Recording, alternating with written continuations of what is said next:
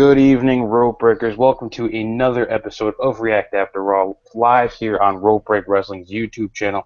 I'm, of course, your host, Alec, as always, here, bringing this show to you every single Monday night after Raw. And tonight, got a one-man panel, but there's enough energy and ego and anger on this panel to fill up an entire room. So, Matt, how are you doing tonight, my friend? I'm ready to get right into this Raw. Very interesting. I'm excited for this react. There's going to be a lot of yelling and a lot of freezing. Because, my internet still shitty, guys. Sorry.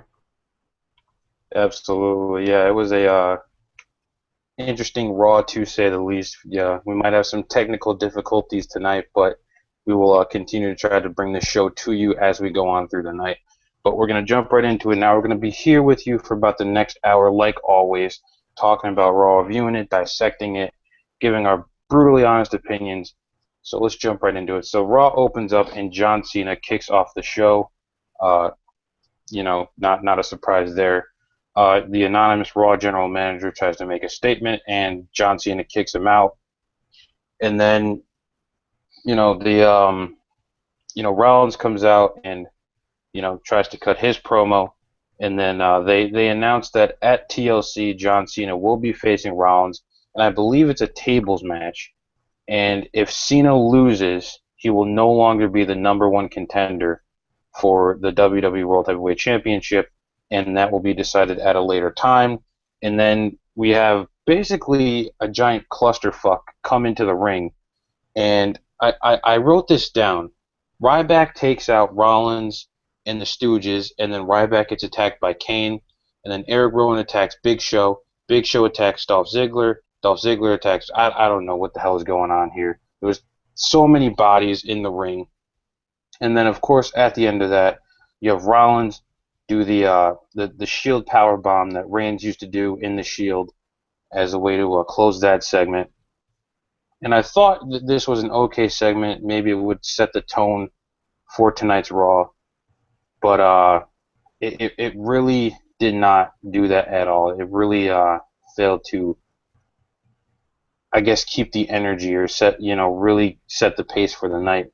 So Matt, I know you were disgruntled about this opening segment, pretty much the whole episode of Raw. So really, I want to know, what your immediate thoughts were while you were watching that opening segment.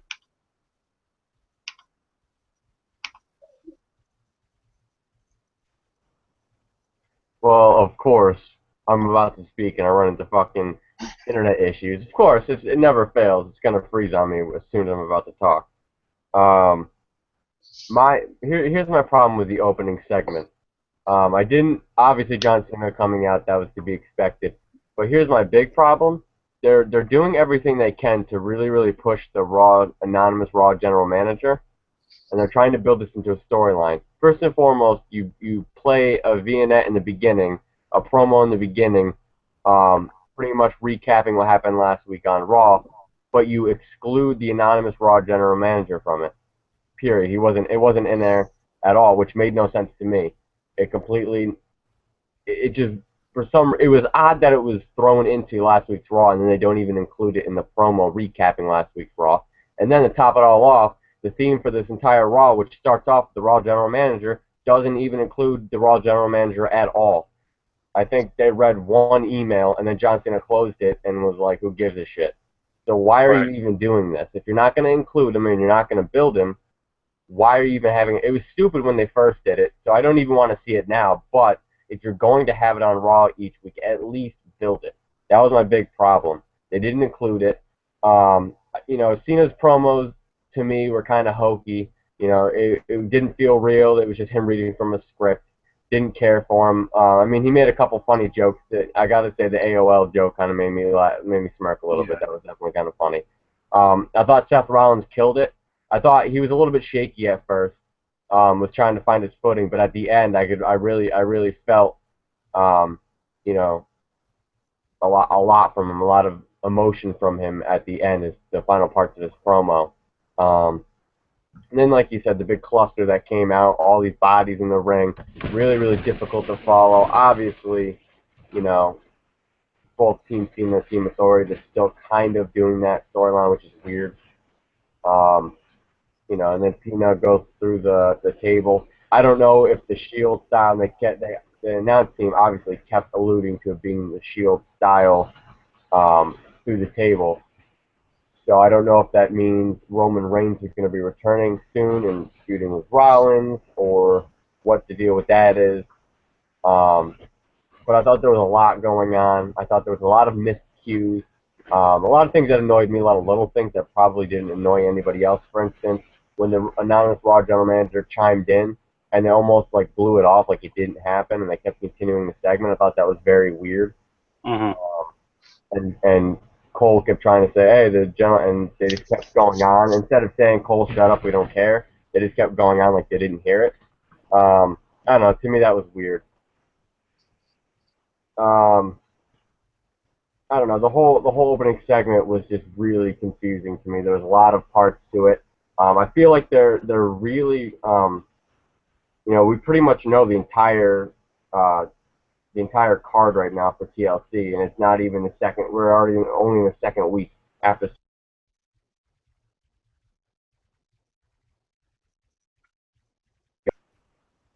we knew the majority of the card coming out of Survivor Series. I mean, I think they're announcing these matches way too quickly. They're not giving it enough time to build. As soon as the match is over, oh, we're gonna have a TLC match between Bray and Ambrose. It's like, why couldn't you have waited a little bit longer? Let this build a little bit. Let there be a story, and then reveal. All right, we're gonna have to put them in another match instead of just saying, oh, we're automatically gonna. It just was. I don't know. I don't like the fact that they're throwing these matches at us automatically throwing the matches, not putting any kind of story behind it. Um, and like Aussie alluded to on Facebook, it's obvious Cena's going to go over here at TLC, and it makes no sense.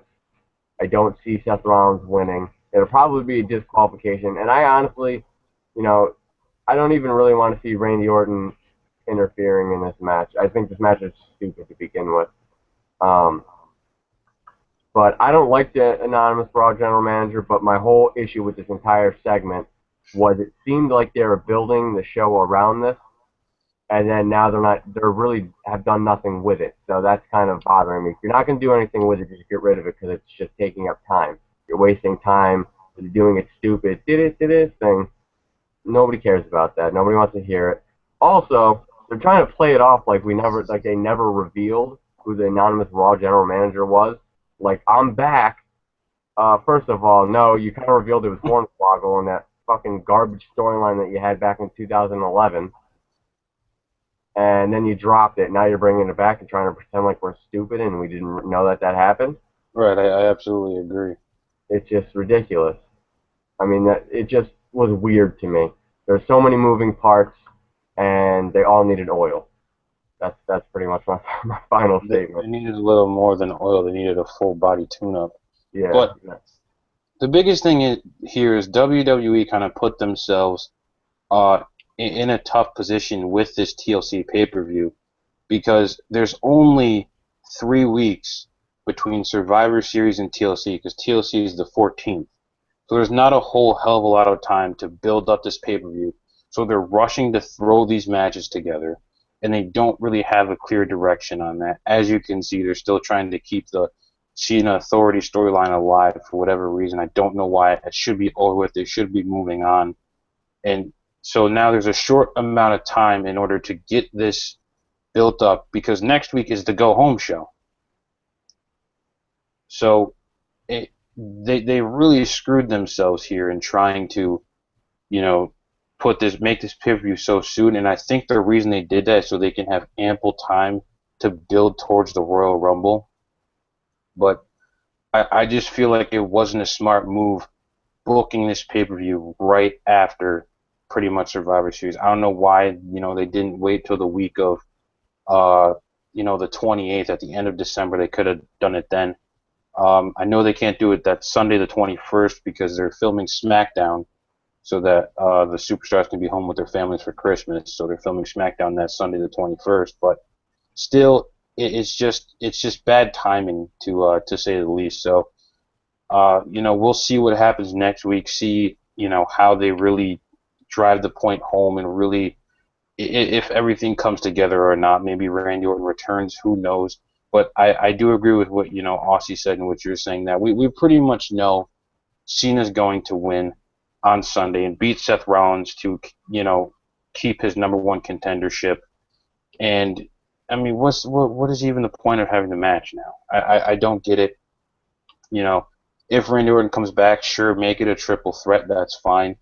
But really one on one, tables match. Is there even a TLC match on the TLC card right now? I don't think there is. Yeah, Bray Wyatt and Okay, Bray and Ambrose. That's it. There should be more. I not even gonna get into that. We're just gonna move on here. Kind of clump this next part together. You whole Eric Rowan, Big Show, stuff that went down. You have Eric Rowan cut his promo, not really a promo backstage, just saying I hate bullies. I really don't understand what they're doing here. I think you, Aussie, and I are all on the same page that this gimmick isn't really working for him because he's still, connected with the Wyatt family. He's still got the mask and the coveralls and everything else. So it's not distancing himself from the Wyatt family. And then they say he's a master guitarist. He's a master winemaker. Like he has like an almost 140 IQ. What's the deal here? Honestly, where are they trying to go with this? I don't even know. It's confusing to me. As soon as I heard winemaker, I'm like, are you fucking kidding me? Like, this is just ridiculous. His character, it just doesn't match his character. I'm really curious on who's writing this garbage because it makes no sense to me. I mean, and he's doing a Rubik's Cube. He has no. They're trying so hard to give him a character, but they have nothing for him. And I got to be honest with you. I've been impressed with him a lot lately. I really Oh, didn't I like agree. him. I didn't like him coming out of the Wyatt. I didn't think he was ready, but he's been really proving himself a lot. I mean, he's been doing things in the ring that are really, like, even running out tonight and delivering that big boot to Kane, lifting his leg that high, and then being able to not be off balance and continue running that was impressive to me. That was incredible. I agree. So I am impressed with him. But I agree. There's been no, and it's the same thing with Eric Rowan. I've been having this issue with him, or Luke Harper. I've been having this issue with him. There hasn't been any character separation from his Wyatt gimmick. I mean, yeah, he's still the same guy, but he needs to have his own identity, or else it's not going to work. Look at Roman Reigns. He was hot. He was on fire in the Shield. He leaves, doesn't get his own identity, and now he's flat. They need to do something. They need to separate them. I don't mind. I know Aussie doesn't like their outfits. I don't mind the jumpsuit, and I don't mind Luke Harper's white beater. It does look well. I think it fits both of them. I think it fits. So I don't mind them, but they need to do something. They need to give them some sort of backstory. Let us know who they are so we can be invested. Because if we don't know who they are, More like let us know who they are now. We know who they were when they were in the Wyatt family. Let us know who they are now. They've been set free. Let us know what's going on inside their heads now.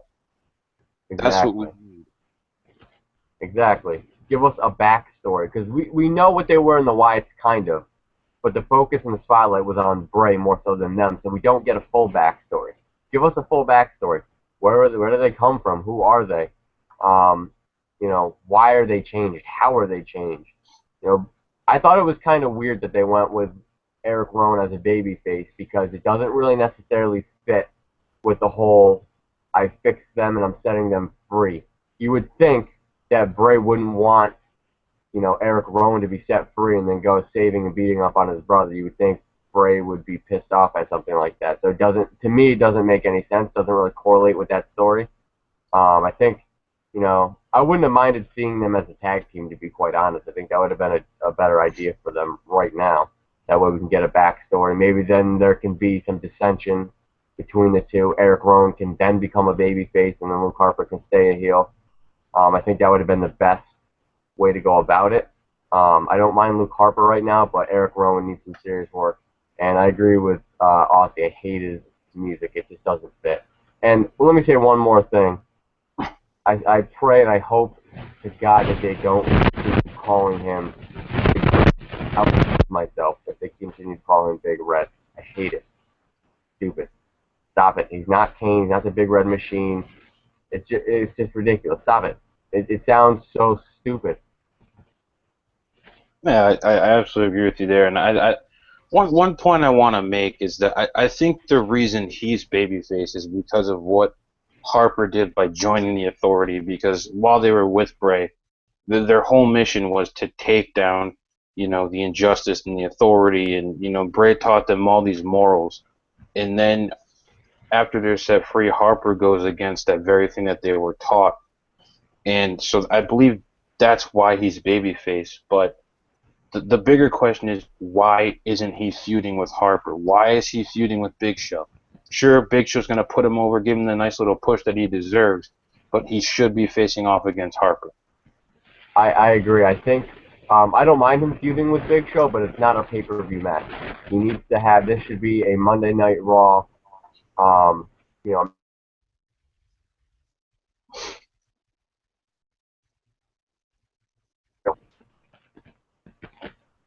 I'm not exactly sure where I cut out, but it should be on Raw. He should beat the Big Show on Raw, and then move on to a pay-per-view match with like Luke Harper or somebody that where he'll have some chemistry, where there's a story that they can build from. And I get what you're saying about him coming out of the Wyatts, and that's kind of I don't mind him being babyface. Actually like him being babyface, but I just don't think I think it was a little premature. Like I said, I think they should build a little bit more on them two as a family. They're coming out together, and then maybe there's that dissension, where Luke Harper joins the Authority. Maybe they give it a little bit more of a backstory. Obviously, it was a last-minute decision because Sheamus was injured. So I mean, all things considered, with what they were working with, it's not terrible. I just want to see more from Eric Rowan and Luke Harper. I want to see more of a story. I want to be able to be invested in both of their characters. And right now, I'm not getting that. Right, I definitely understand what you're saying there. Definitely a good point. Going to move on from there. Go to that tag team turmoil match. A lot of controversy over that on our Facebook page. Um, you know, starts off with the Dust Brothers in the ring, and then the New Day makes their Raw debut. They did make their official WWE debut last week on SmackDown. Spoiler alert if you haven't seen it yet, but whatever. They debuted tonight, and if you haven't seen it, spoiler alert. But basically, they come out and they have good chemistry in the ring. You can tell there's still some stuff they're trying to work on. Um, I did like how Kofi and Big E kind of did that combo big ending, but when I first saw their debut last week, I was kind of hoping that Big E got a new finisher because we've discussed in the past how the big ending just doesn't really look good in the ring. But maybe it'll look better or work better while he's in the New Day. So they eliminate the Dust Brothers, and then random tag team of Tyson Kidd and Cesaro teaming up to go after the number one contender spot. I know this pissed Aussie off on our Facebook page, basically saying why instead of debuting the Ascension, you just find two guys and throw them in a tag team. We'll get to that in a second, but the New Day gets distracted by the Dust Brothers, and they are eliminated by Kid and Cesaro. And then the Usos come out and eliminate them, and then once again, the Usos are the number one contenders. Now, just to address the Ascension situation quickly, I do understand the gripe with it. The Ascension, Aussie said it, you said it, I've said it, we've all said that they're ready. They need to come up. The tag team division needs these guys. Pretty much, let's just put it like this. All the tag teams in NXT need to come up to the main roster to save the tag team division. But mainly the Ascension, they've been ready for over a year now. And I believe, I'm just speculating here, that they might debut at TLC because at TakeOver R Evolution, which is a stupid name, it's Revolution, but they just singled out the R and then put Evolution. Whatever. They are taking on Hideo Itami and Finn Balor. I believe they'll put those guys over, leave NXT, and possibly make their debut Sunday at TLC. That's my hope. Again, it's just speculating.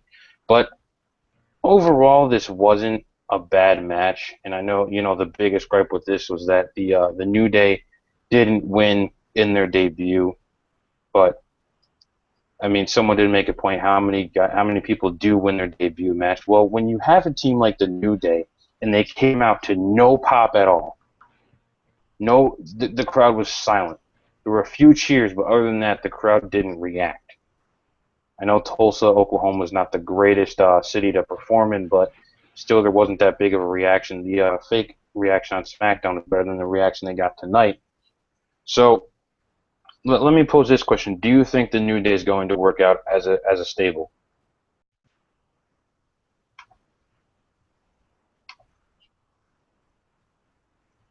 My video froze, so you have to repose that question. All right, I'll repose to you. Do you think the New Day is going to work out as a stable, or do you think it's a lost cause? I think as it stands right now, I don't think it's a lost cause, but I think where they're going with them right now, it's definitely not going to work. This is my reasoning why. A New Day has to be, they don't have to be a heel tag team. I think that would be good, but they have to be an aggressive stable. They cannot come out smiley because let's face it, Big E did that, failed. Kofi has done that, failed. Xavier Woods has done that, failed. So you're going to put them three together and bring them all out doing that? Fail. It's not going to work. They need to be aggressive, and I really, really wanted to see them come out in suit and tie, almost like Right to Censor did. Come out with their suit and ties, surround the ring, be aggressive. You can be a babyface and be aggressive.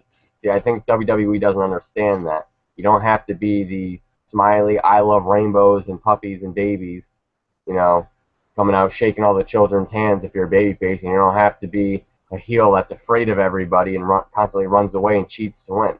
I don't think they get that concept. There's more to a heel than just bitch. And there's more to a babyface than just John Cena. Um, it's just I don't like the way they came out. I don't like the blue. I don't like the trench coat that they wear. I think it looks ridiculous. Um, I think Xavier Woods looks fine in the blue. I think Kofi looks fine in the blue. Big E looks ridiculous in the blue. And I hate the singlet that he wears. I think it looks terrible. It just doesn't fit him. I just wish that they got something better that fit all three of them. Because, yeah, it fits Kofi. Yeah, it fits Xavier Woods. It just, to me, doesn't fit Big E. And then that kind of ruins it for me for all.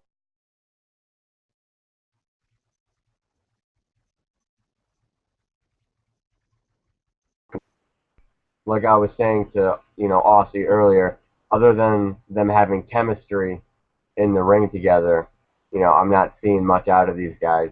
I mean, yeah, but and like you said, I mean, Tulsa, Oklahoma is always a really lame place to have a Raw because the crowd always sucks there. No offense to anybody who's from Tulsa, but you need to get your fans up off their asses. They were sitting the entire time.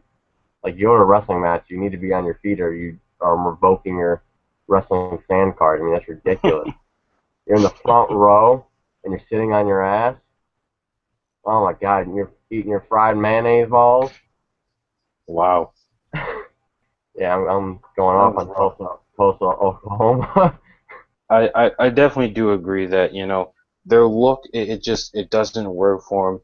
Their theme song is barely audible. They come Yeah. out and you can barely hear their theme.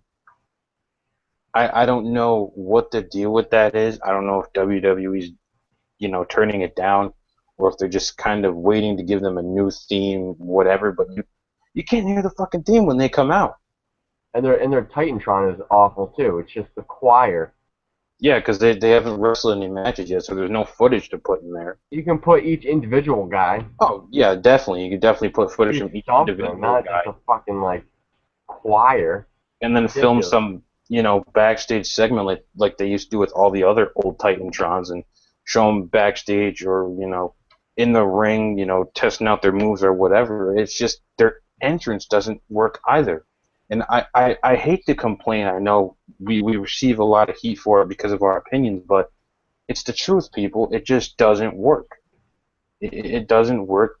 Something needs to happen. They, like you said, they need to be more aggressive. They can be a face and be aggressive. See, this is how I envision them debuting. I really wanted to see them come out in the suit and ties, or the ties and um the shirts like they were wearing in their vignettes.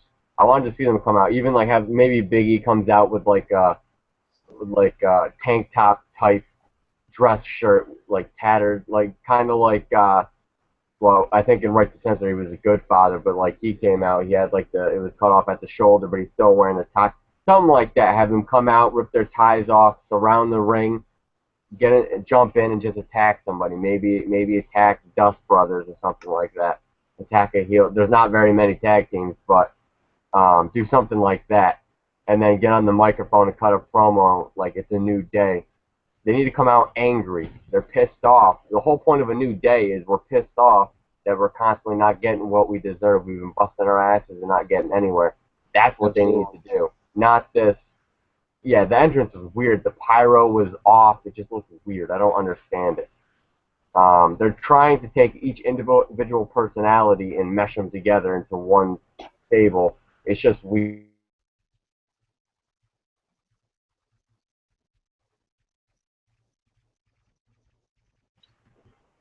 Bear with my internet. It's it's it's really starting to get to me. Like I said, I'm gonna go to the Time Warner Cable building and shove my foot up some ass.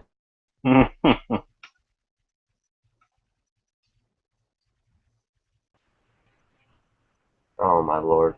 Oh I, man, man, I, you keep I, freezing, but we're gonna move on before you keep getting shut down by Time Warner.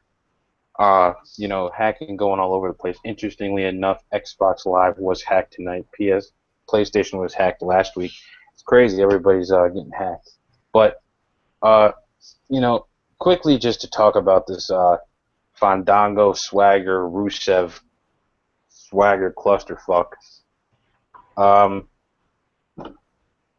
again, don't care for Fandango. Drop the dancing gimmick. Give me something new.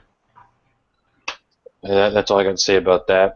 Coulter, we find out that he gets attacked by Rusev, and then Lana cuts a Russian version of the Pledge of Allegiance, and then Rusev cuts a promo, saying that Coulter's been broken, blah blah blah. Swagger comes out, and I don't see the point to this story anymore. The whole Rusev versus America thing, like he's got the championship. What? Put him into something bigger. Like, what is the point of this? You build this guy up as this unstoppable heel monster, this monster from Russia who hates America, and he goes on and beats all these guys, and then you give him the U.S. Championship, and instead of elevating him to the next level, elevating that U.S. Championship, you decide, well, we're gonna put him with Jack Swagger. What is the point? I don't get it. He should be fighting bigger names by now, upper mid card guys, so that championship gets elevated. If you're gonna make him this unstoppable, Russian monster, then put him with the bigger guys now. He's at that level. He needs to be fighting those guys. I just don't get it. I completely agree. And I've said it before. I'm still annoyed that they didn't take an opportunity to build onto the fact that this Russian who hates America is about to win the United States Championship. Why didn't they build on that? Why was it a WWE Network exclusive that nobody probably fucking watched? It makes no sense to me. It really to me is ridiculous. That they threw this opportunity away. Struggling again, ladies and gentlemen. You want to know what else is ridiculous? My fucking internet. That is what's ridiculous right now. Oh man. God damn it. I'm about to just give up. It's ridiculous that they didn't take the opportunity to build on. They could have. I mean, people have been like, "Oh no, Rusev can't win the U.S. Championship. That'd be ridiculous." Put it in a pay-per-view. Holy shit, that would have been awesome. But no, we're gonna throw it on the app immediately following Raw when people got to get up for work the next morning and don't care enough to watch it.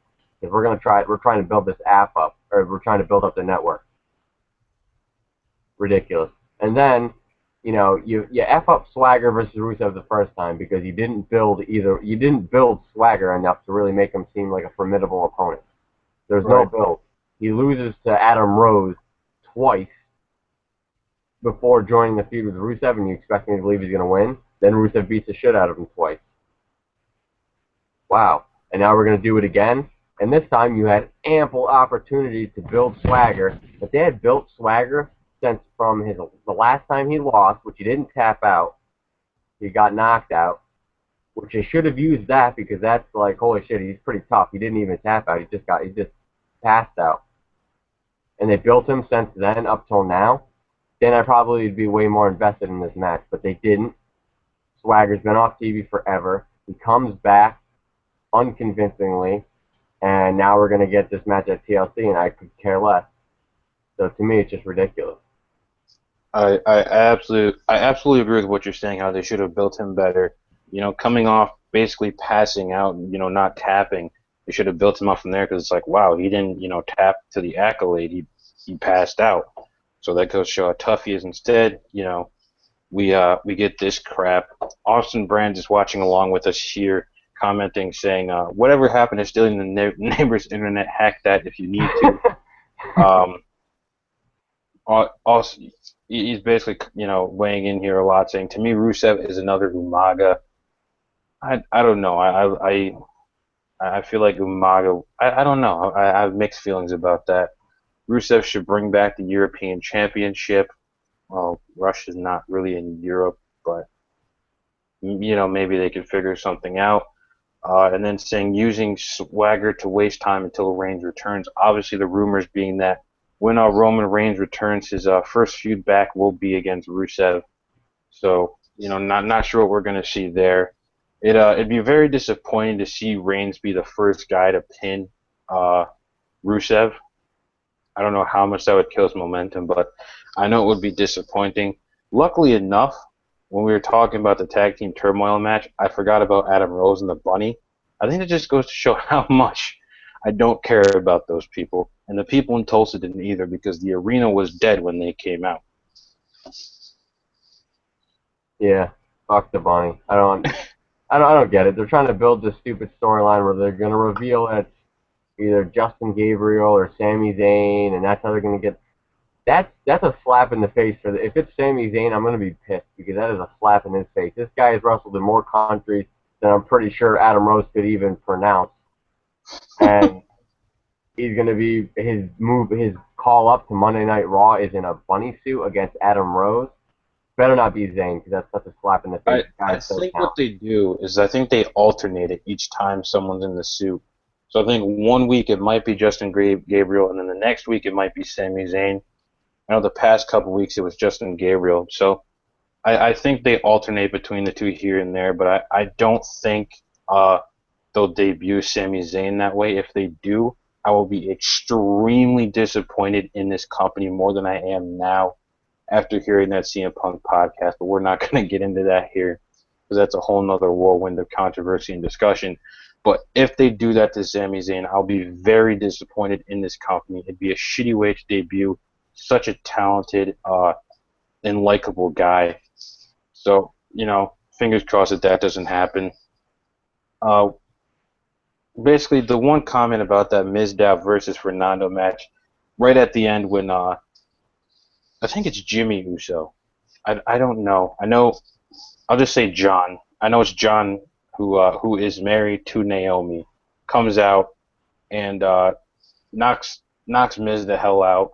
I know you mentioned to me while we were watching that this was your favorite part of the show so far, and definitely leading to a good feud.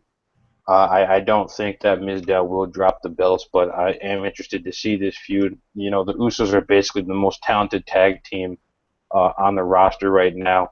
They don't really cut a lot of promos, which Aussie pointed out, but behind them is the Ascension. So hopefully we see them face off sometime soon. Like I said, maybe we'll see them at TLC. After that, you had Bray versus R-Truth. Very I don't know. It was just a match. Nothing really special. Wasn't really a spectacle. I know you made a joke on our Facebook page saying, "Oh, our truth is going to win."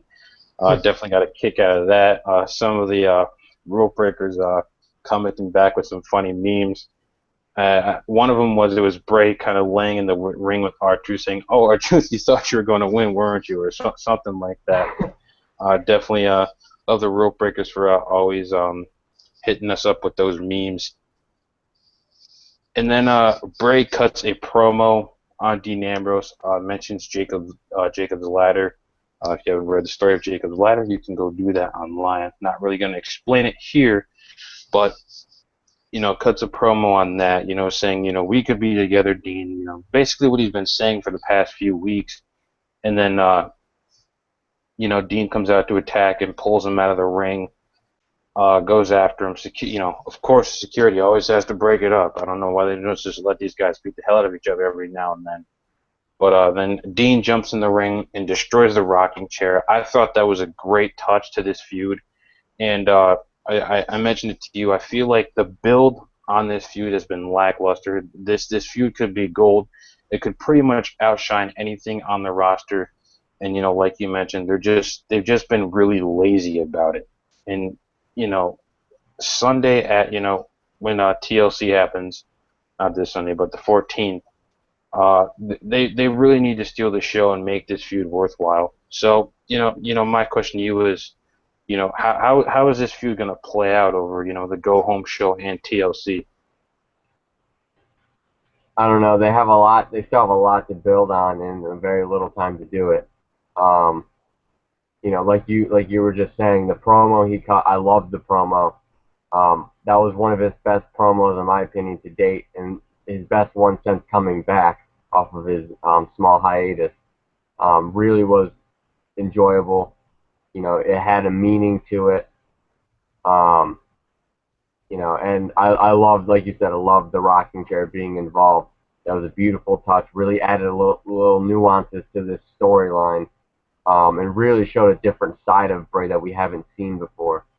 Um, we've always known that he's really, we've seen him talking to that rocking chair. I'm interested now to know. This begs questions. This makes me curious for next week. What about the rocking chair was he so upset about? What is it about the rocking chair that that made Bray so upset? See, when you ask questions like that, it makes us as fans interested to see what the answer is going to be. Absolutely. And WWE fails at asking questions every single week. They just continually give us answers. He froze again, ladies and gentlemen. He's back. Oh my lord!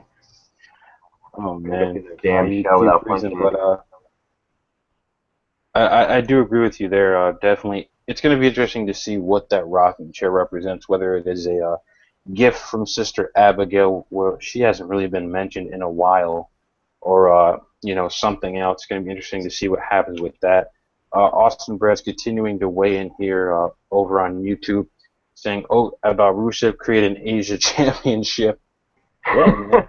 You know, There you go. I'm all for it, creating an Asia Championship, and then saying this is going to lead to a rivalry between Rose and the Bunny. I will jump off my roof. And then talking about the CM Punk podcast, saying, "Oh, come on, create a special rope break live talking about everyone's thoughts of the CM Punk podcast." That would be very interesting. Well, Austin, we were going to do one and put it out this week, but due to scheduling conflicts, that didn't happen.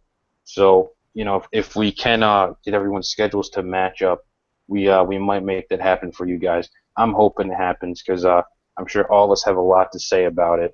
I know the IWC did; they still are talking about it. Who knows? They might be talking about it right now in Stone Cold's live podcast on the WWE Network. And yeah, maybe it'll happen with us. Who knows? But we will move on here, and we have the Bellas versus AJ and Naomi. Of course, your typical Divas match. You know, it. I don't know. I didn't pay much attention during this match. I know that's a bad thing to say during the Divas, but there's just a sour taste in my mouth after reading that they cut up Nikki Bella's promo on SmackDown, and then now uh, This feud is just very, very confusing. I don't know what the point is now. The point, really, they should have shifted to Nikki versus Brie instead of AJ versus Nikki now, because that should be done. And now it should have been Brie versus Nikki, but we're still in this feud. Brie is somehow a heel now. I don't know. Your thoughts? Well, hopefully I can get out all of my thoughts before it goes and freezes again. Um, I'm completely 100% on board with exactly everything you just said. I mean, to me, it's confusing. I don't know what's going on. Brie was a baby face, and all of a sudden now she's a heel. Nikki cut that beautiful promo on SmackDown, so I heard because they fucking edited it, and that it's like somebody's gonna. That's that bothers me and really really pisses me off because it's like that is what you're looking for. That is what you're training people to do is cut promos that people want to hear, and then when they actually do, you f it up and edit it for some reason. I mean, it's ridiculous.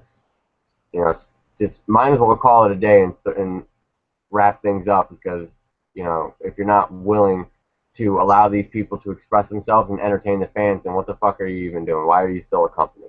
It really, really frustrates me. Um, this match was lackluster. Didn't think it was good. Um, I don't know what to think about it anymore. I don't care about this feud. Naomi was randomly thrown in there. She needs to change her effing theme song. That's ridiculous. She still comes out to the Funkadactyls bullshit. Shows me they don't care, and I agree. it just makes no sense because she's if not the most talented diva right now on that roster. She could be doing big things, and of course now they're not going to do that because why would you want talented people, in your pay-per-views and wrestling your matches for you? I mean that's just preposterous. Good matches in the WWE, it's unheard of. Why would you want to do that? You mean we could make money and not be in debt? That's just stupid. That's crazy talk. It's so Yeah, simple. It's just it I, boggles my mind. I definitely agree with what you're saying. My only hope that I'm holding out on is that at TLC we see Brie cost Nikki the championship, and then we finally get that Brie versus Nikki feud. Maybe not cost her the championship, but maybe attack her after the match, so that way they can feud over the championship. But I do hope that somehow Brie quickly turns face. Uh, maybe at TLC if that does happen, then great. I'll be happy because we'll finally get a good feud. We'll see a Divas championship match at Royal Rumble. Hopefully they'll give them a decent amount of time. And they usually don't, but we'll see what they do. Well, Brie did kind of. She didn't cost her the match, but her moving out of the way and allowing Naomi to drop kick her, that could be Right. setting up for something.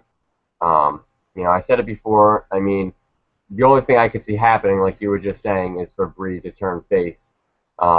She's only being a heel and joining her sister, to kind of please her.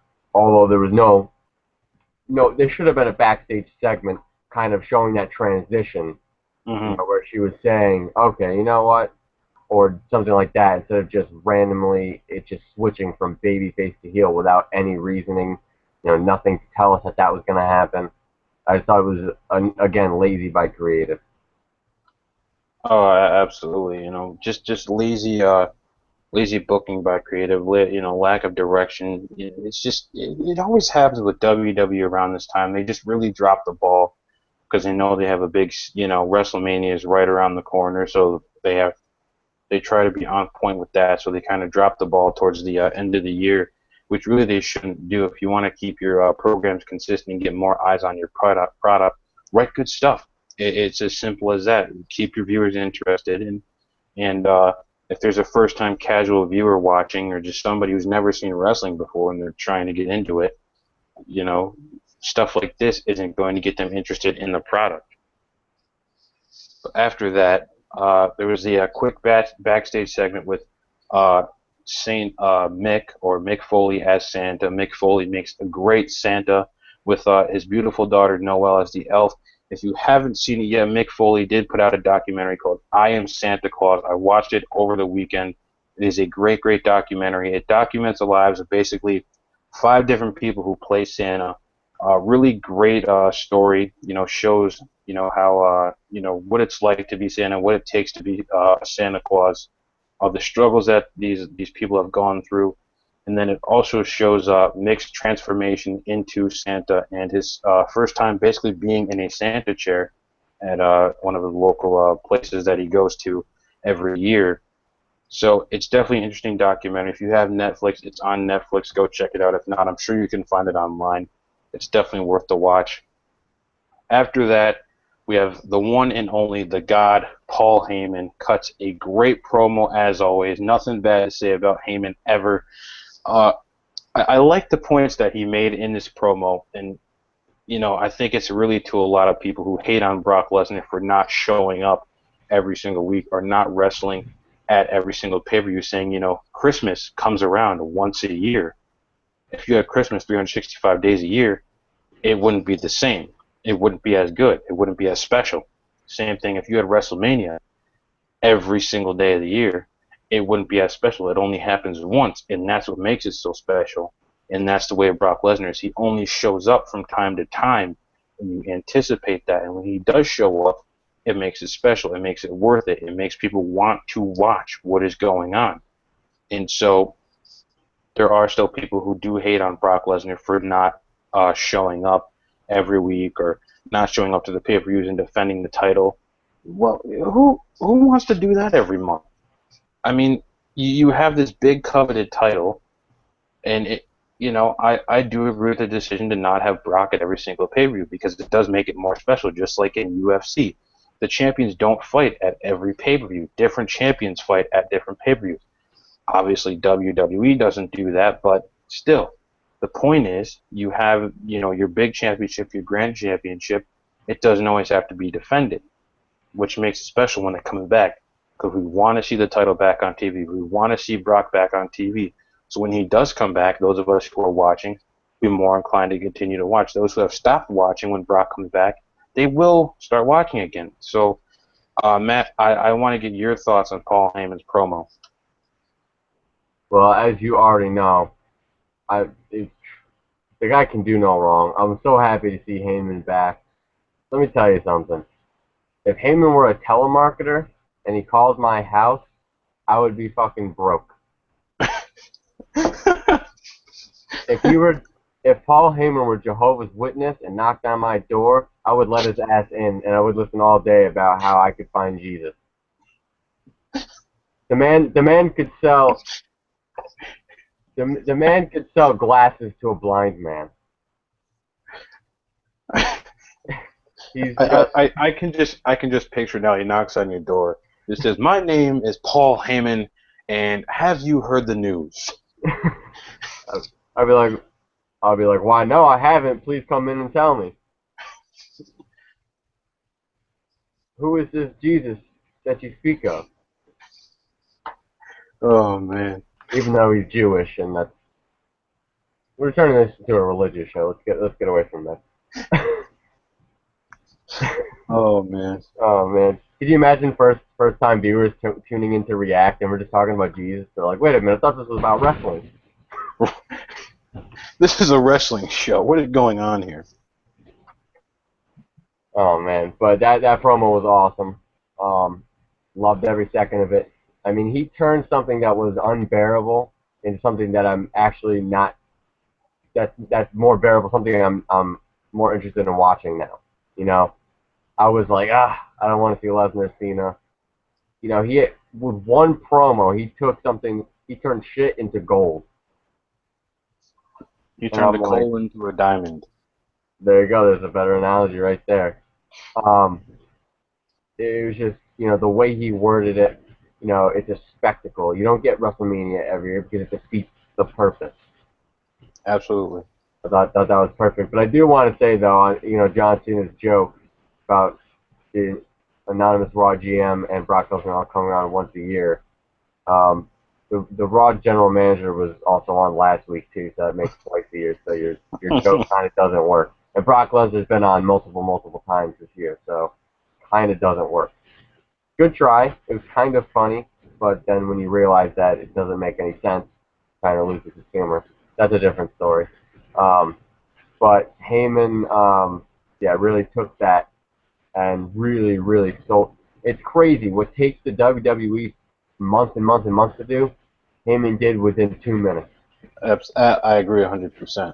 Like, give it. Why isn't this guy writing for the show? It just it drives me crazy. Like, you want to start making money? This is the guy you need. Give him the reins. Stop being arrogant. Obviously, Vince, you don't know what you're doing anymore because your show would be making money if you did. So go with your grandkids, retire. Let Heyman run that beat. Let him oil the machine and get this thing going again because he's got the mind for this thing. It's just crazy to me that they don't utilize him. Oh yeah, I absolutely agree. Sometimes I think he might give some creative direction, but really I think they try to keep him out of there because last time it wasn't really a great situation because he is somewhat of a perfectionist when it comes to that, and I don't mind that, but I think his version of being a perfectionist and Vince's version of being a perfectionist are very different. But the one thing that irked me about that segment, not the promo, but when he said Undertaker and when he said Sting, the crowd did nothing, nothing at all. No, when he said Undertaker, they did nothing and it was silent. But when he said Sting, the crowd the crowd did get loud. They popped for Sting, but they didn't pop for Undertaker, which I thought was ridiculous. Yeah, it maybe it was my speakers, but when that happened, I didn't really hear. I heard a faint, cheer for Sting, but nothing for Undertaker. So I was very disappointed in the fans for that. I do want to say though, speaking of Sting, I was not a fan that they brought Sting's name up on Raw. I think he should be kind of left out of the like it's completely left out of Raw, not talked about because when you don't hear about him, you anticipate him more. You're not thinking about him, and then when he comes back again for a second time, it's even bigger. And when he speaks for the first time, or even says a couple things here and there, it's even bigger, more powerful, makes more of an impact. Like Austin was saying, by him being the GM, none of us want that because I think it's more impactful to only have him on only at certain times. I absolutely agree. And I think that helped the Survivor Series debut too, because we had rumors for a while that Sting was going to be at this show, Sting was going to be at that show, and he never showed up. So when that rumor came out that he was going to be at Survivor Series, nobody really bought into it because like, oh, it's just another bullshit Sting rumor, and it's not going to happen.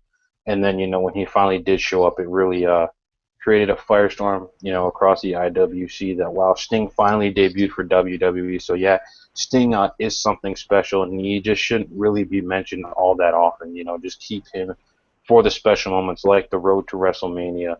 Really make him a spectacle like Undertaker was in the later years of his career.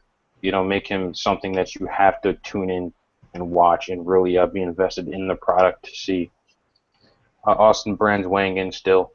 WrestleMania 31, AJ Lee versus Nikki versus Brie. Definitely could see it happening depending on what divas are involved at that time, what's going on in the divas division at that time, and then mentioning about the quick religious joke saying Jesus took the wheel for about 30 seconds. Yeah, yeah, he definitely did, but we took that sumbitch back. But after that, we get to the main event: Cena, Ziggler, and Ryback versus Kane, Rollins, and Harper. Um, I mean, this was an all-right match. It wasn't, the greatest main event. Uh, it was okay, but I wasn't really entertained, I should say. I know they did cut to that commercial. I know you were upset about that because I believe it was Ryback was getting ready to slam somebody down, and they cut to a commercial. A lot of production issues tonight, and Cena's team wins at the end. I don't know why Cena's team keeps winning all the time, probably because the heels attacked him at the beginning of the show. But I did have some technical difficulties during this match, so I didn't catch all of it. But It was definitely an okay match. I do believe Rowan came out at the end. I'm not sure because I did miss that. Did he come out? Yeah. Yeah, yeah, he did. Yeah, All right. I came don't out know with what happened, he but came out randomly with steel steps. I don't know where he got them from, but he came out with them. Like randomly from the back. He's got steel steps. Like I don't know. There's another couple rings back there, so he just grabbed one. He wanted to be prepared. He wanted to make sure he had them before he got out there. yeah, because there's already sets out there. It's just, Yeah. it's just, you know. I mean, I guess it's smart thinking. Take them from the back so when you get out there, nobody can attack you. But I do understand the logic. But I do want to get your thoughts on this main event because I know you were upset with the production issues. I know it was a lengthy main event for a Monday Night Raw. So I do want to get your thoughts on what you think about it. Not good, not bad. I didn't think it was really anything to write home about. Didn't think it was that great. You're right though about the production issues. Yeah, I was pissed off.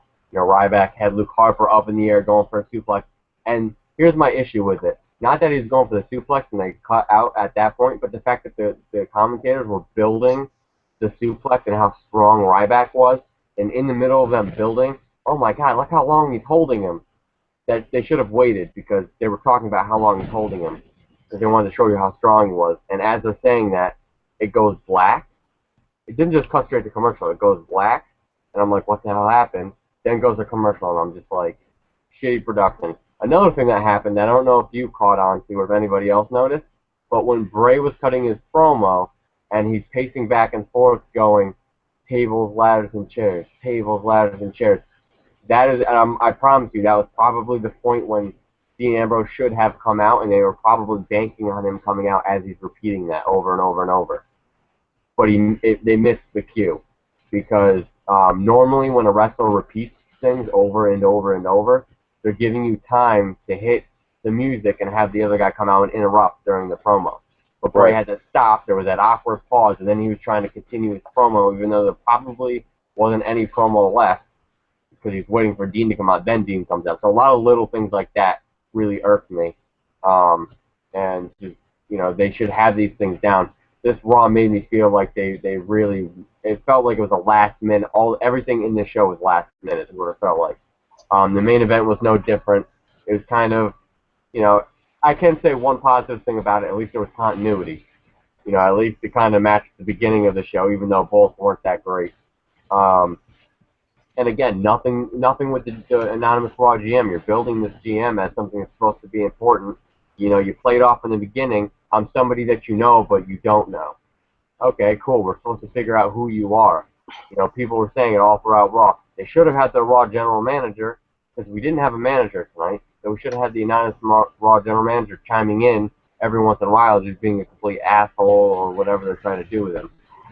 But we got absolutely not. I apologize if I'm boring you, Alec. No, you're not. No. Yawning. He's like, I'm ready to go to bed, get this guy off my screen. But they should have had the anonymous Raw general manager, chiming in every once in a while instead of completely silent throughout the entire Raw after they pretty much built him up in the beginning. As after, the Raw general manager is back, obviously it's there for a reason. I keep saying he, so I don't think it's going to be a woman. But fucking Vicky Guerrero, which I'll quit watching WWE. I don't want Vicky Guerrero back.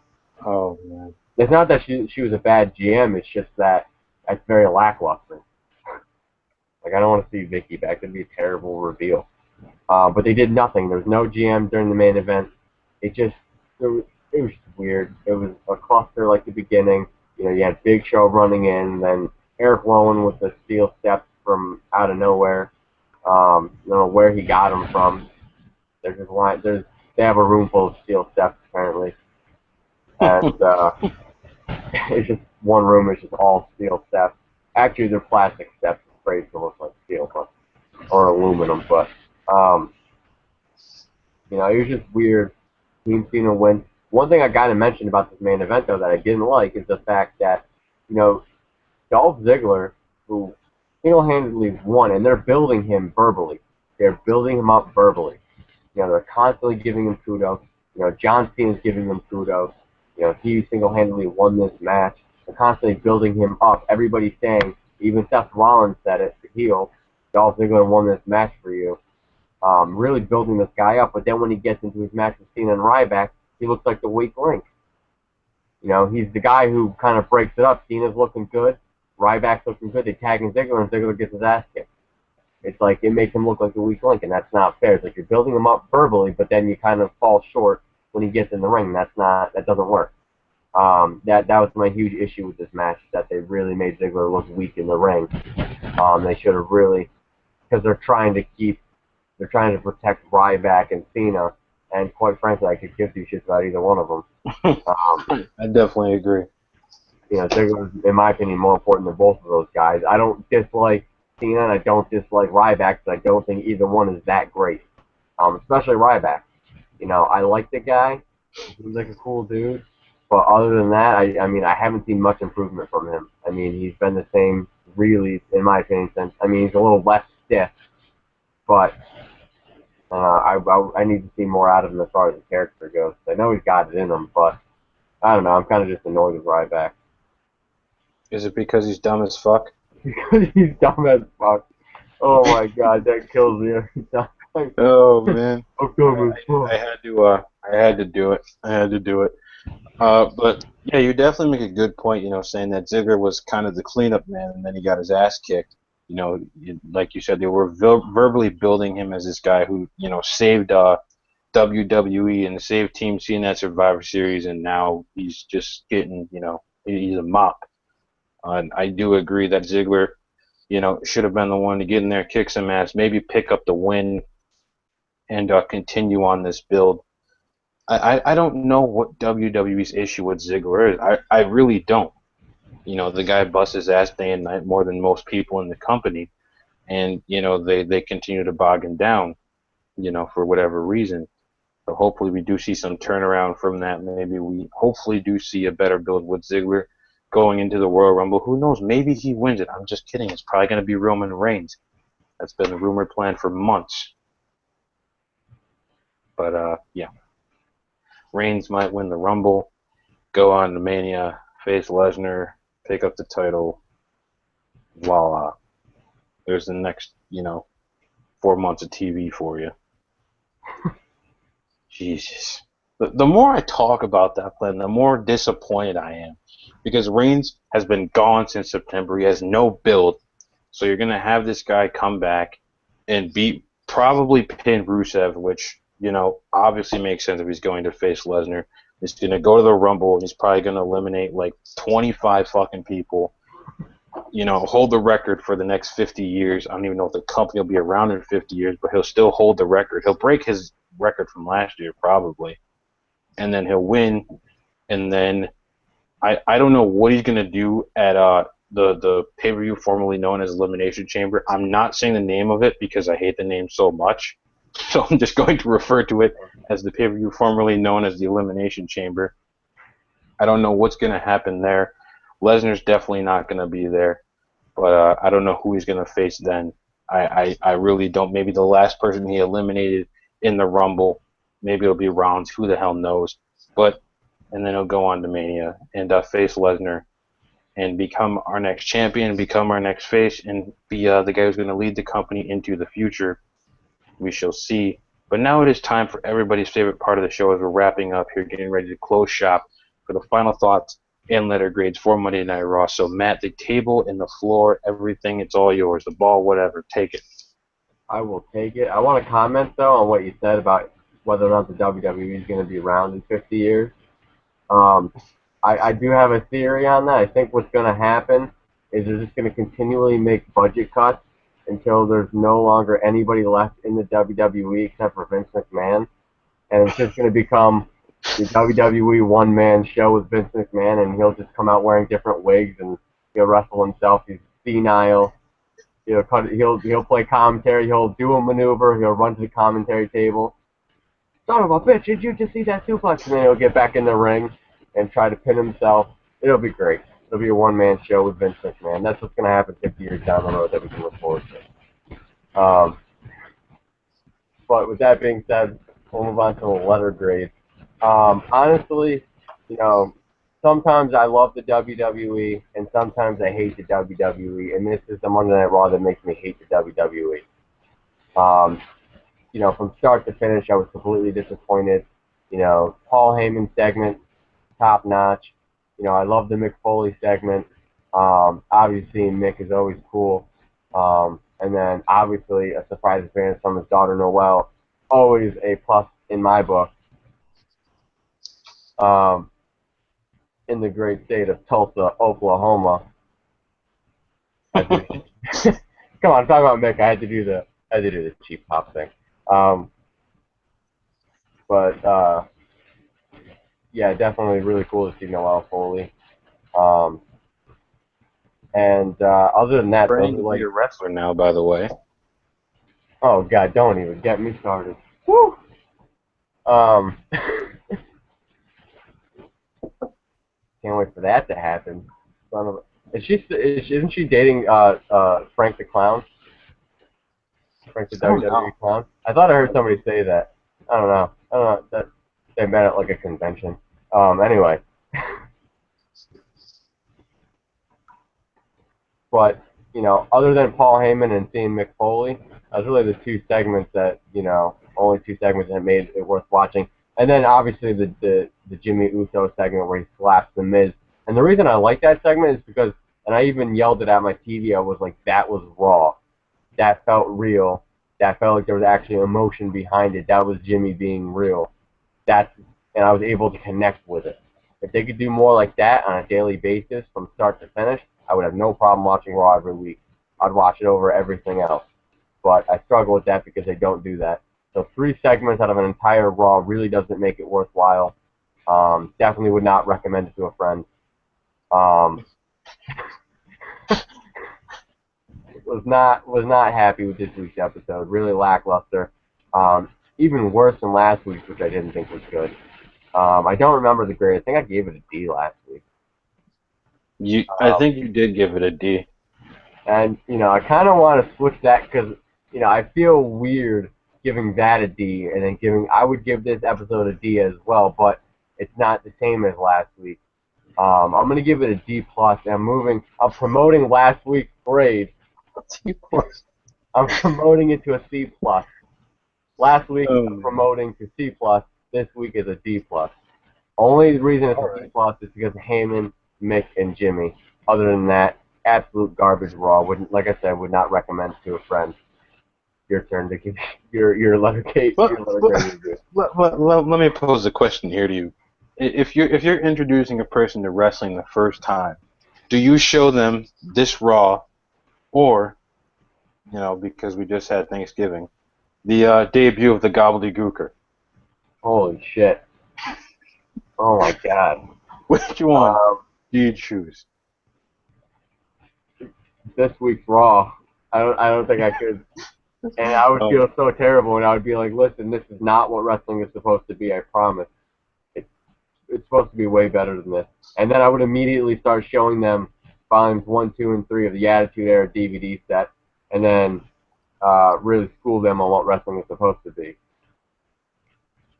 I definitely agree with you. Same thing to you, Rope Breakers. This episode of Raw, the debut of Gobbledygooker, let us know in the comments section when you get a chance. But yeah, I definitely do agree with what you're saying. The Heyman segment saved the show.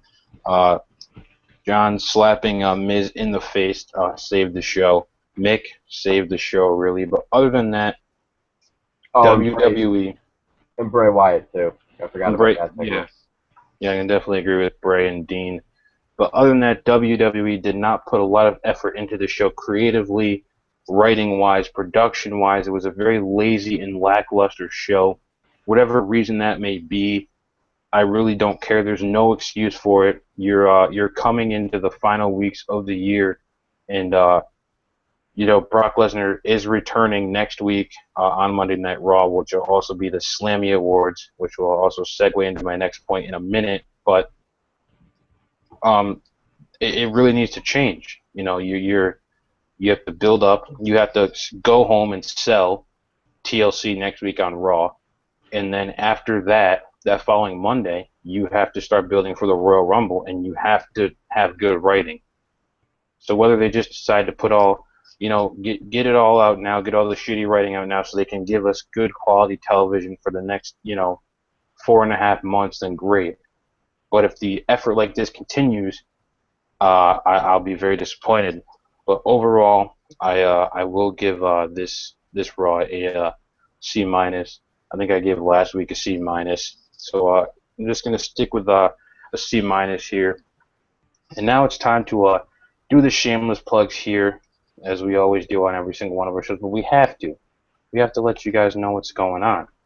So next week, WWE has the Slammy Awards. They have it every single year. Well, guess what? Rope Break, we have our own version of an award show. Every year around this time, you get all the award shows popping up, the Golden Globes, the Grammys, the Oscars, the AMAs, whatever's on TV, you're watching it. Well, guess what? We got our own. It's called the Golden Ropes. That's right, the Golden Ropes. We did this last year. It was a good show. Aussie hosted the show. We had a lot of good categories. I'm trying to remember. We had, Pipe Bomb of the Year, Best Promo. I think we had Rookie of the Year. We had a bunch of different categories. We had a lot of good categories, which you, the Rope Breakers, voted on, and we chose, the winners based on what you guys voted. So we will be doing the same thing this year, bringing you a great show as always. So, look out for that, in the following weeks when that pops up. So, definitely look out for that. Watch it and tell your friends about it. You know where I'm going now, Matt. It's time.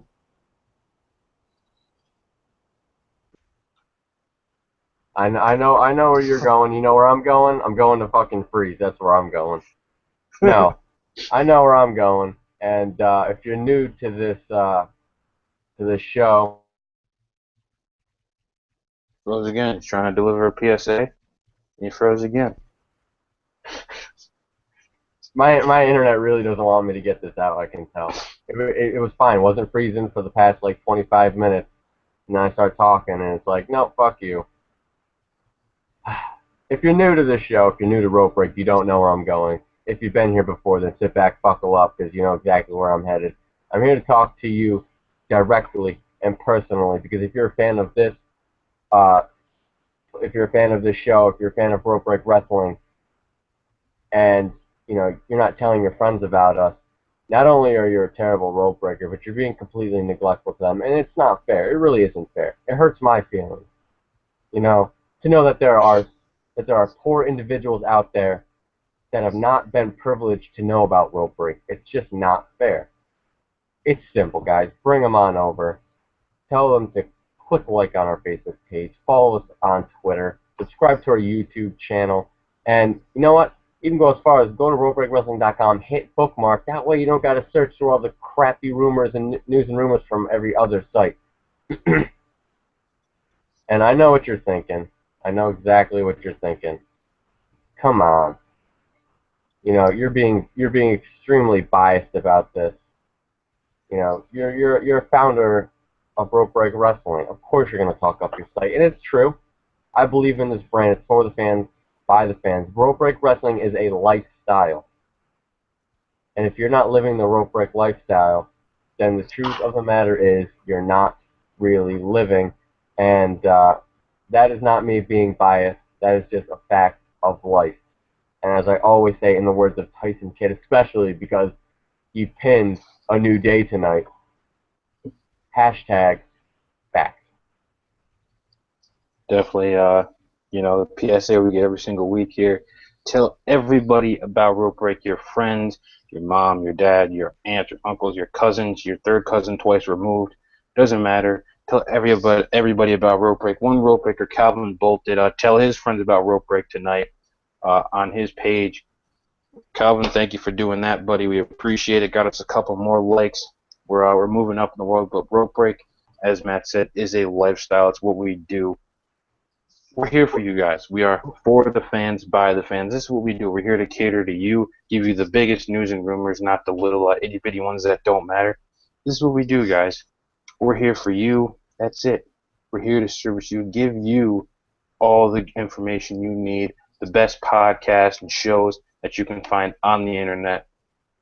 As always, you can follow us on our Facebook page, facebook.com/ropebreakwrestling, at our Twitter page at twitter.com/ropebreakwrestling. You don't know how to get there, or you can't figure it out, it will be in the description for you to get there and find that. And then, of course, subscribe to this YouTube page, facebook.com/ropebreakwrestling. And then, of course, as Matt said, go to our website and bookmark it. You don't never have to go sit in the bleachers again, or go find a spot cage side. You can just get in the ring with Rope Break and get everything that you need, because that's what we do. And This is what we do to you guys. Before we go, I just want to point this out. You mentioned Calvin Bolt being cool as hell, sharing us on his page. His page is Internet Wrestling Community. Go to facebook.com / Internet Wrestling Community. Go check him out, like his page. We really, really appreciate his support. Just wanted to point that out there. Go find him. Go like his page. Absolutely. Support the community that's here to give you guys all the good stuff. But most of all, support Rope Break. You're here. You're a Rope Breaker. Support us first, damn it. And before we sign off on the show here, Aussie has thrown down the gauntlet for the three of us here at Rope Break, issuing a challenge for the Golden Ropes Award for Podcast of the Year, Best Podcast, whatever the hell it is. Aussie has laid down the gauntlet. Matt has thrown up the eyebrow. And the premise is, where we're going toe-to-toe, neck-to-neck, mano a mano, where we're here fighting it out for views for the next few weeks to basically see who has the best podcast for Rope Break Wrestling, and basically has bragging rights for the next year. So if you're tuning in to react now, or you're tuning in later, get these views up. Get people to watch this show and tune in. Fuck the sharpshoot. Fuck Before the Bell. It's all about react, people. That's what it is. This is the only show you need to be watching. You don't need to watch the sharpshoot. Do you understand? Need to watch Before the Bell. Do you understand right now that the only reason that your show has viewers is because I am gracing you with my presence? Yes. Do you understand that after Survivor Series, we had so many viewers who waited on the line because they knew that I would eventually arrive. They waited for me. And I got here and I arrived, and I could hear the collective applause from around the world. The Rope Breakers around the world were so excited to see me. And it's so obvious that you guys don't even understand who you're dealing with, because Before the Bell has already won before this competition has even started. Man, you are bluffing. If I remember correctly, you tuned into a Survivor Series React later, and I just heard the collective groan of the crowd and some crickets, and they just kept going throughout the entire night while you were talking. They tuned in because they wanted to see me on the best show on Rope Break. There's almost 1,000 views on that show alone. So come on. You can't touch this. You can't touch the champ. They tuned in because my name was associated. They stayed because they were awaiting my debut. No. They were awaiting me to come onto the show. I wasn't there, but they knew I would not let them down. I wouldn't let them down like the sharpshoot. I wouldn't let them down like you let them down. You know why you let them down? You let them down because you were late. You were late to the show. You let them down. Late. Before the Bell will never let you down. Never. I'm always here for you, unlike React and unlike the Sharpshoot.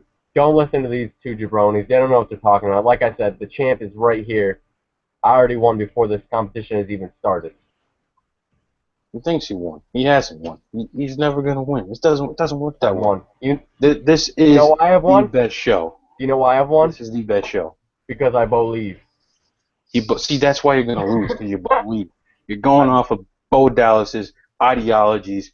You're getting your head filled with Bo's ideas and his mannerisms and everything he thinks about. You got the wrong idea about it. It's not going to work. Bo's going to let you down. Where has he been? He's gone. He got fucked up. He's gone. Just like you. You're going to be gone. You're going to lose. That's what's going to happen. I'm going to take home the crown and have the best podcast on Rope Break. That's what I'm going to do. You're going to have to cry about it. Ollie's going to have to cry about it. Rope Breaker's going to rejoice and be happy about it, because that's what's going to happen. As I mentioned to you on Before the Bell, arms are just too short to box with God. Fair enough. We'll have to just wait and see. We'll have to wait and see. I don't have to wait and see, because I already know the outcome. You guys are going to have to wait and see. I know what's going to happen. I know what the Rope Breakers want. They don't want to sit down and waste time watching something on their computer screen. That takes so much time and effort. You have to keep the YouTube app open. No, they want to sit down and have something they can just listen to. They can continue doing their daily chores. They can go to work, and I help them by releasing all of their anxieties and their stress from work just by putting in a pair of headphones and listening to me speak. React can't do that. Half the Listen people to you aren't even speak. awake. Half the people Let aren't even awake to watch your show, so I don't want to let hear me nothing. correct you. Let me correct you. You they put on their headphones to listen to you speak. It's more like they put on their headphones to listen to you berate them for 45 minutes and tell them how horrible they are and how bad they are at being rope breakers. Why? Who wants No, to no, no, no, listen to no, no, that? no. I'm No, no, no. talking to no, no. I'm talking about the fans of the other websites, of the people who go and sit in the bleachers and Yeah, sit yeah. cage side. Those No, you're people are talking about idiots. the rope The breakers. rope breakers are where it's at. The rope breakers are where it's at. You can You keep trying. insult You can keep trying to throw all your slander around all you want, trying to belittle me, trying to make me look bad. It's not gonna work. The rope breakers know who the real champ is, and I'm sitting right here. He's sitting right there. We will see in the coming weeks who takes home the crown at the Golden Ropes. So then it's going to be some tough competition. Definitely a lot of good shows. But at the end of the day, it's all in good fun. Uh, we will continue to do this. Who knows? Maybe we'll take over the sharpshoot one day and shut Aussie down. Who knows what's going to happen in the coming weeks as we go to battle here on Rope Break. But that's all we have for tonight. We went well into overtime, but we're glad you guys stuck with us and enjoyed the show. So for everyone here at Rope Break Wrestling, I'm Alec. That's Matt. This is Rope Break Wrestling. You make the rules, and we break them. Good night, everybody.